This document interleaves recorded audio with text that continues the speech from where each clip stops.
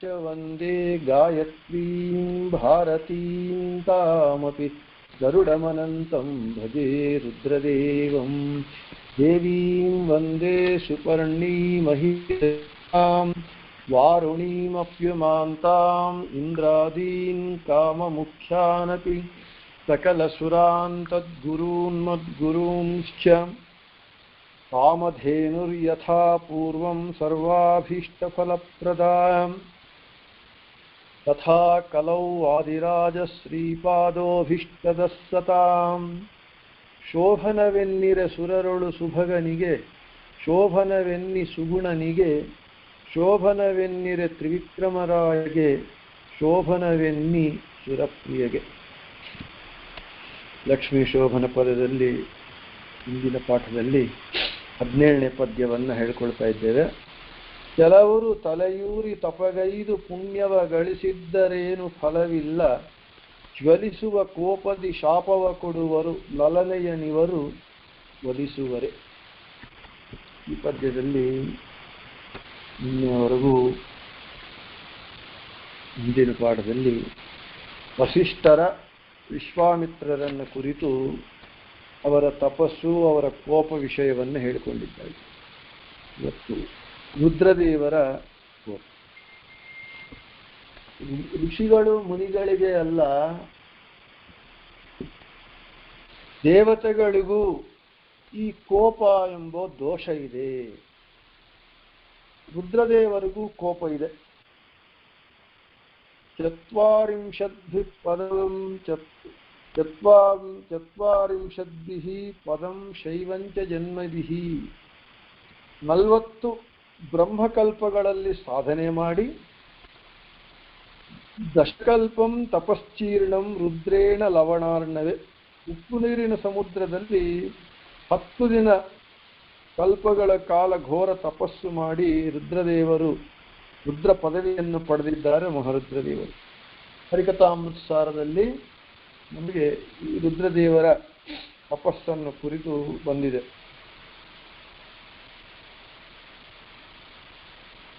ಇವತ್ತಿಗೂ ಇಂದಿಗೂ ಆ ಪದವಿಯನ್ನು ಉಳಿಸಿಕೊಳ್ಳೋದಕ್ಕೆ ಒಂದು ರೂಪದಿಂದ ರುದ್ರದೇವರು ತಪಸ್ಸು ಮಾಡ್ತಾನೆ ಇದ್ದಾರಂತೆ. ಬಾಣಾಸುರ ಯುದ್ಧ ಪ್ರಸಂಗದಲ್ಲಿ ಇದು ಸ್ಪಷ್ಟವಾಗ್ತಾ ಇದೆ. ಶ್ರೀಕೃಷ್ಣ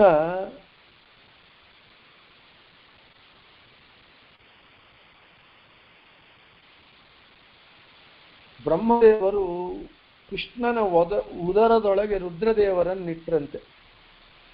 ಯಾಕೆ ಅಂದ್ರೆ ಶ್ರೀಕೃಷ್ಣ ಜೃಂಭಣಾಸ್ತ್ರ ಬಿಟ್ಟಾಗ ನಿಶ್ಚೇಷ್ಟರಾದ ರುದ್ರದೇವರು ನಿಶ್ಚೇಷ್ಟರಾದರು. ಬಾಣಾಸುರ ಯುದ್ಧದಲ್ಲಿ ಕೃಷ್ಣ ಜೃಂಭಣಾಸ್ತ್ರವನ್ನು ಬಿಟ್ಟಾಗ ರುದ್ರದೇವರ ಮೇಲೆ ರುದ್ರದೇವರು ನಿಶ್ಚೇಷ್ಟರಾದರು. ಅಂತಹ ರುದ್ರದೇವರನ್ನ ಬ್ರಹ್ಮದೇವರು ಕೃಷ್ಣನ ಉದರದಲ್ಲಿಟ್ಟರು.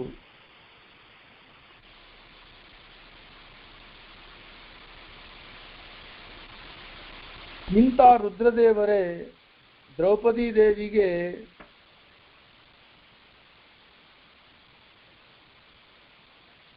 ಅನೇಕ ಮಂದಿ ಹಿಂದಿನ ಜನ್ಮದಲ್ಲಿ ನಿನಗೆ ಅನೇಕ ಮಂದಿ ಪತಿಗಳಾಗಲಿ ಅಂತ ವರ ನೀಡಿದ್ದಾರೆ.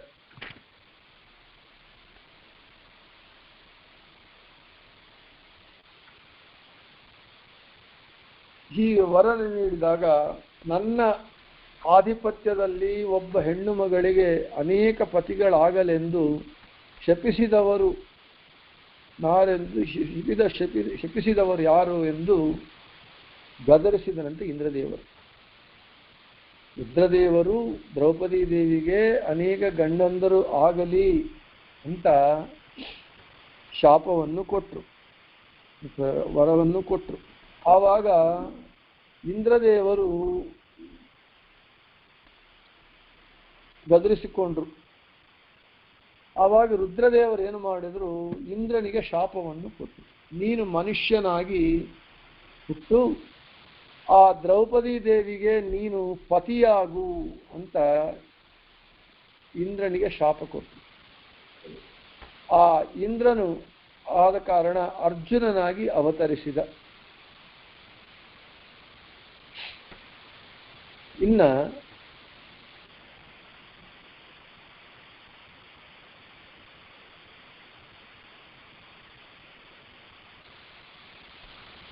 ರುದ್ರದೇವರು ಹರಿಯ ಕೋಪದಿಂದ ಹುಟ್ಟಿದ್ದಾರೆ, ಬ್ರಹ್ಮದೇವರು ಹರಿಯ ಪ್ರಸನ್ನ ಭಾವದಿಂದ ಹುಟ್ಟಿದ್ದಾರೆ. ಆದರೆ ಬ್ರಹ್ಮದೇವರು ಕೂಡ ಒಂದು ಬಾರಿ ಸಮುದ್ರ ರಾಜನಿಗೆ ಮನುಷ್ಯನಾಗಿ ಹುಟ್ಟುವಂತ ಶಾಪವನ್ನು ಕೊಟ್ಟಿದ್ದಾರೆ. ಬ್ರಹ್ಮದೇವರು ಕೂಡ ಒಮ್ಮೆ ಸಮುದ್ರ ತೀರದಲ್ಲಿ ಬ್ರಹ್ಮದೇವರು ವಿಹಾರ ಮಾಡ್ತಾ ಇರುವಾಗ ಈ ಸಮುದ್ರದ ಅಲೆಗಳ ತುಂತುರು ಹನಿಗಳು ಮೈಗೆ ತಗುಲಿತು. ಅದರಿಂದ ಸಿಟ್ಟಾಗಿ ಸಮುದ್ರ ರಾಜನಿಗೆ ನೀನು ಮನುಷ್ಯನಾಗೆಂದು ಶಾಪವನ್ನು ಕೊಟ್ಟು ಬ್ರಹ್ಮದೇವರು. ಅದರಂತೆ ಸಮುದ್ರ ರಾಜ ಶಂತನು ಆಗಿ ಹುಟ್ಟಿದ್ದಾರೆ.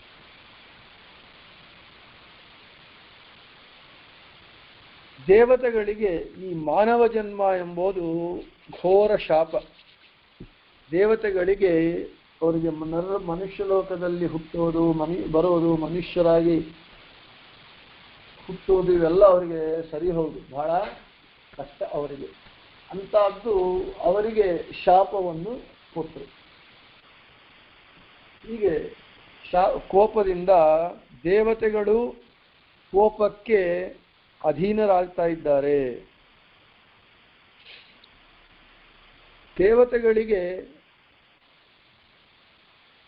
ಮಾನವ ಜನ್ಮ ಬರೋದೇ ದೊಡ್ಡ ನರಕ, ಅವರಿಗೆ ಅದಕ್ಕಿಂತ ಬೇರೆ ನರಕ ಇಲ್ಲ ಅಂತ ವಾದಿರಾಜರು ಮಹಾಭಾರತ ತಾತ್ಪರ್ಯ ನಿರ್ಣಯದಲ್ಲಿ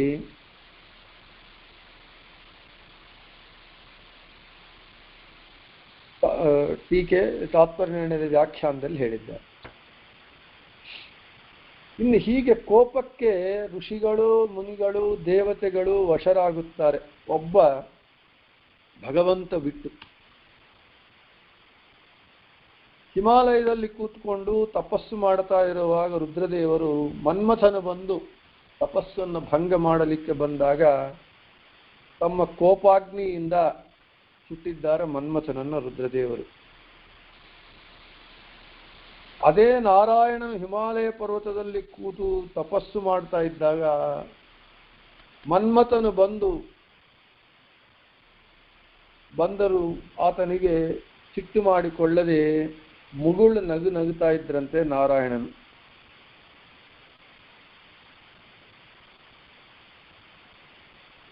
ಆದರೆ ಭಗವಂತ ತಲೆ ಊರಿ ತಪಸ್ಸು ಮಾಡುವವನಲ್ಲ, ಕೋಪಾವೇಶದಲ್ಲಿ ಶಪಿಸುವವನೂ ಅಲ್ಲ.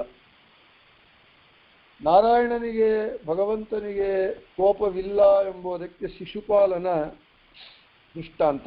100 ತಪ್ಪುಗಳನ್ನು ಸಹಿಸಿದ್ದಾನೆ.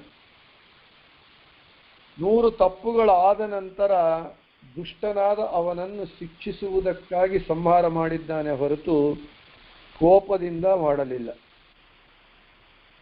ಇನ್ನು ಭೃಗುಮುನಿ ಅಂತೂ ಬಂದು ನಾವು ಶ್ರೀನಿವಾಸ ಕಲ್ಯಾಣವನ್ನು ಕೇಳಿದ್ದೇವೆ.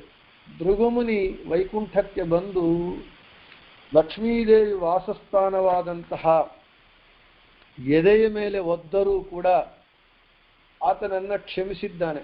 ಕ್ಷಮಿಸಿ ಆತನಿಗೆ ಪಾದಪೂಜಾ ಮಾಡಿ ಆ ಪಾದೋದಕವನ್ನು ತನ್ನ ತಲೆಯ ಮೇಲೆ ಚೆಲ್ಲಿಕೊಂಡು ವೈಕುಂಠದ ಮೇಲೆ ಚೆಲ್ಲಿ ಎಲ್ಲವನ್ನೂ ಮಾಡಿದ್ದಾನೆ. ಅಂದರೆ ಭಗವಂತ ಕೋಪರಹಿತನು. ಕೋಪ ಎಂಬುದು ದೋಷ. ಆದರೆ ಈ ಕೋಪ ಎಂಬುದು ದೇವತೆಗಳಿಗೂ ಋಷಿಗಳಿಗೂ ಮುನಿಗಳಿಗೂ ಎಲ್ಲರಿಗೂ ಇದೆ ಎಂಬುವಂಥ ವಿಷಯವನ್ನು ಇಲ್ಲಿ ತೋರಿಸಿಕೊಡ್ತಾ ಇದ್ದಾರೆ.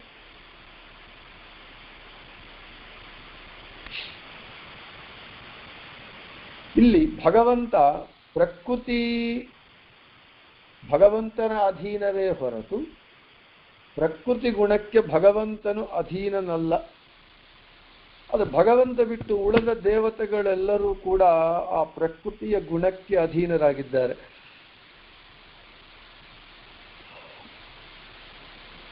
ಇಂತಹ ಕೋಪ ತಾಪಗಳಿರುವಂತಹ ಋಷಿಗಳು, ಮುನಿಗಳು, ದೇವತೆಗಳು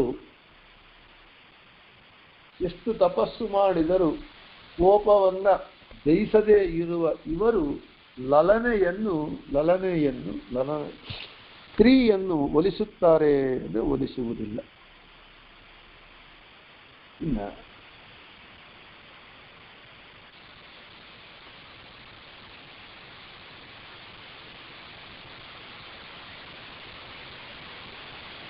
ಶ್ರೀಹರಿ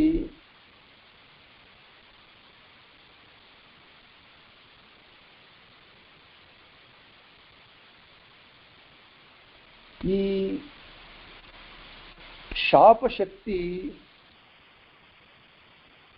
ಶ್ರೀಹರಿ ಅವನ ಭಕ್ತರಾದಂತಹ ಬಲಿಷ್ಠ ಕ್ಷತ್ರಿಯರು ಬ್ರಾಹ್ಮಣ ಶಾಪವನ್ನು ಮನ್ನಿಸುತ್ತಾರೆ. ಇಲ್ಲಿ ಬ್ರಾಹ್ಮಣರಿಗೆ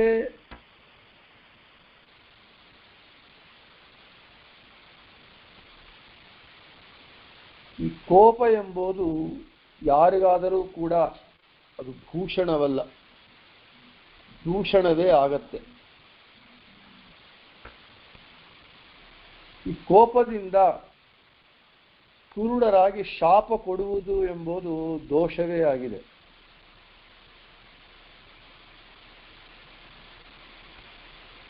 ಬೆಟ್ಟದಷ್ಟು ತಪಸ್ಸಿನ ಪುಣ್ಯರಾಶಿ ಇದ್ದರೂ ಕೂಡ ಕೋಪ ಇದ್ದು ಆ ಕೋಪವನ್ನು ಜಯಿಸದೇ ಇದ್ದಾಗ ಏನು ಫಲ?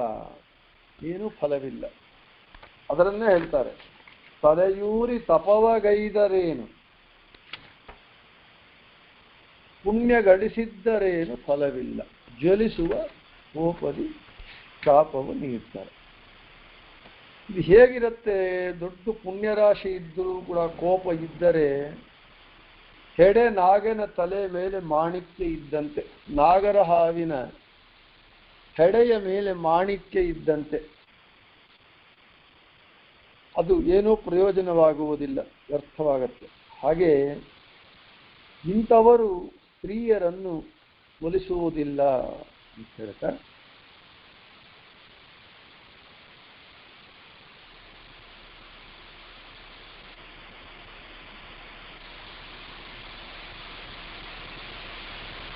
ಇಲ್ಲಿ ನಮಗೆ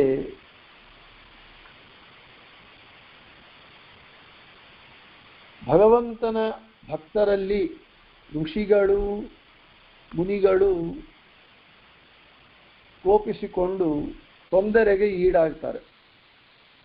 ಅಂಬರೀಷೋಪಾಖ್ಯಾನದಲ್ಲಿ ಭಗವಂತನ ಭಕ್ತ ಅಂಬರೀಷನ ಉಪಾಖ್ಯಾನದಲ್ಲಿ ಆ ಭಗವದ್ಭಕ್ತನಾದ ಅಂಬರೀಷನಿಗೆ ದೂರ್ವಾಸರು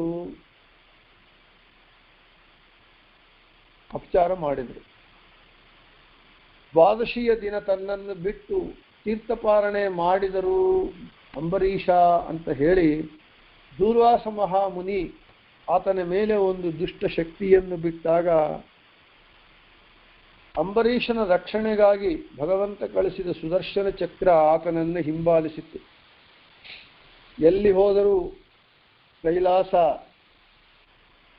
ಬ್ರಹ್ಮಲೋಕ, ವಿಷ್ಣುಲೋಕ, ವೈಕುಂಠಕ್ಕೆ ಹೋದರೂ ಆ ಸುದರ್ಶನ ಚಕ್ರದಿಂದ ಆತ ರಕ್ಷಣೆ ಹೊಂದಲಿಲ್ಲ. ಕೊನೆಗೆ ಭಗವಂತ ಹೇಳಿದ, ನನ್ನ ಭಕ್ತನಾದ ಅಂಬರೀಷನನ್ನೇ ನೀನು ಮೊರೆ ಹೋಗು ಅಂತೇಳಿ. ಹೀಗೆ ಋಷಿಗಳು ಮುನಿಗಳು ಯಾಕೆ ಹೀಗೆ ಮಾಡ್ತಾರೆ ಕೋಪದಿ ಅಂತ ಹೇಳಿದರೆ, ಅವರ ಪ್ರಾರಬ್ಧ ಕರ್ಮವನ್ನು ಭಗವಂತ ಅವರಿಗೆ ಈ ರೀತಿ ಮಾಡಿ ತೊಂದರೆಗೆ ಈಡು ಮಾಡಿ ಅವರ ಪ್ರಾರಬ್ಧ ಕರ್ಮವನ್ನು ತೀರಿಸುತ್ತಾನಂತೆ. ನಾವು ತಾತ್ಪರ್ಯ ನಿರ್ಣಯದಲ್ಲಿ ಹೇಳಿದಂತೆ ಯೋಗ್ಯತಾಧಿಕವಾದ ಪುಣ್ಯ ಮಾಡಿಕೊಂಡ ಗೌತಮರಿಗೆ ಹೇಗೆ ಭಗವಂತ ಇಂದ್ರನ ಅಹಲ್ಯಾಜಾರತ್ವದ ಒಂದು ಪ್ರಸಂಗವನ್ನು ನಿರ್ಮಾಣ ಮಾಡಿ ಆ ನೆಪದಿಂದ ತನಕ್ಕಿಂತ ದೊಡ್ಡವನಾದ ಇಂದ್ರನಿಗೆ ಗೌತಮರು ಶಾಪ ಕೊಡುವಂತೆ ಸಿಟ್ಟಿನಲ್ಲಿ ಮಾಡಿ ಆತನ ಯೋಗ್ಯತಾಧಿಕ ಪುಣ್ಯವನ್ನು ಹೇಗೆ ಹ್ರಾಸ ಮಾಡಿದನೋ ಆ ರೀತಿಯಲ್ಲಿ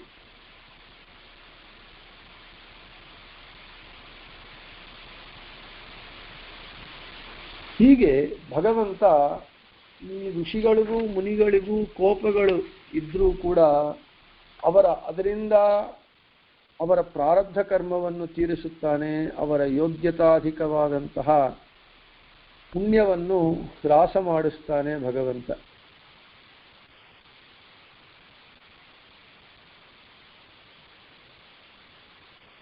ಇನ್ನು ಈ ರಾಗದ್ವೇಷಗಳೆಲ್ಲವೂ ಕೂಡ ತಪಸ್ಸು ಮಾಡುವ ಉದ್ದೇಶ ಏನು? ತಪಸ್ಸು ಅಂತ ಹೇಳಿದ್ರೆ ತಪ ಇತಿ ಆಲೋಚನೆ, ನಮ್ಮ ಮನಸ್ಸನ್ನು ಒಂದೇ ವಿಷಯದಲ್ಲಿ ಮಗ್ನ ಮಾಡುವುದು. ಅಂದರೆ ಯಾವ ವಿಷಯಗಳಲ್ಲಿ ಯಾವುದರಲ್ಲಿ ನಮ್ಮ ಮನಸ್ಸು ಹೋಗದೆ ಕೇವಲ ಭಗವಂತನಲ್ಲೇ ಮನಸ್ಸನ್ನು ಇಡುವುದು ತಪಸ್ಸು. ಅದರ ಉದ್ದೇಶ ಏನು ಅಂತ ಹೇಳಿದ್ರೆ ಭಿದ್ಯತೆ ಹೃದಯ ಗ್ರಂಥಿ. ಈ ತಪಸ್ಸಿನಿಂದ ನಮ್ಮ ರಾಗದ್ವೇಷಗಳೆಲ್ಲ ಹೋಗಬೇಕು ಮತ್ತು ಅಲ್ಲಿ ಈ ತಪಸ್ಸಿನಿಂದ ಅಷ್ಟೈಶ್ವರ್ಯ ಸಂಪಾದನೆ ಮಾಡಬೇಕು ಎಂಬ ಆಸೆ ಇರಬಾರದು, ಕೋಪಾವೇಶಕ್ಕೂ ಅವಕಾಶ ಇರಬಾರದು. ಆದ ಕಾರಣ ಈ ಋಷಿಗಳು ಮುನಿಗಳು ಇವರು ಎಷ್ಟು ತಪಸ್ಸು ಮಾಡಿದರೂ ಕೂಡ ತಲೆ ಕೆಳಗೆ ಮಾಡಿ ಕೋಪವನ್ನು ಜಯಿಸದೇ ಇರುವವರು. ಆದ ಕಾರಣ ಇವರು ಸ್ತ್ರೀಯರು ಇವರನ್ನ ಒಲಿಯುವುದಕ್ಕೆ ಅಥವಾ ಅವರು ಸ್ತ್ರೀಯರನ್ನ ಒಲಿಸಿಕೊಳ್ಳುವುದಕ್ಕೆ ಸಾಧ್ಯವಾಗಲ್ಲ.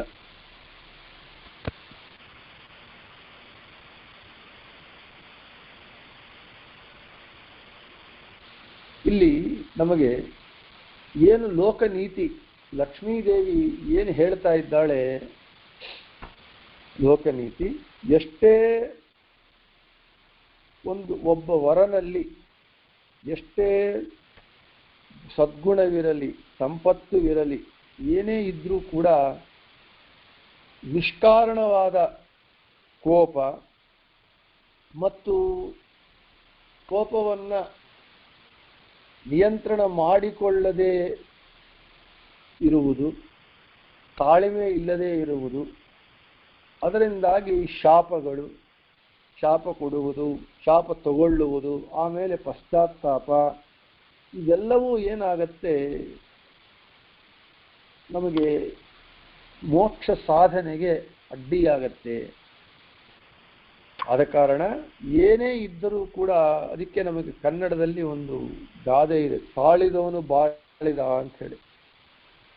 ಸಹನಕ್ಕೆ ತಾಳ್ಮೆಗಿಂತ ತಪಸ್ಸು ಬೇರೆ ಇಲ್ಲ ಅಂತ ಹೇಳ್ತಾ ಇಲ್ಲಿ ಲಕ್ಷ್ಮೀದೇವಿ ಹೇಳ್ತಾಳೆ, ಯಾವ ಸ್ತ್ರೀಯಾದರೂ ಒಬ್ಬ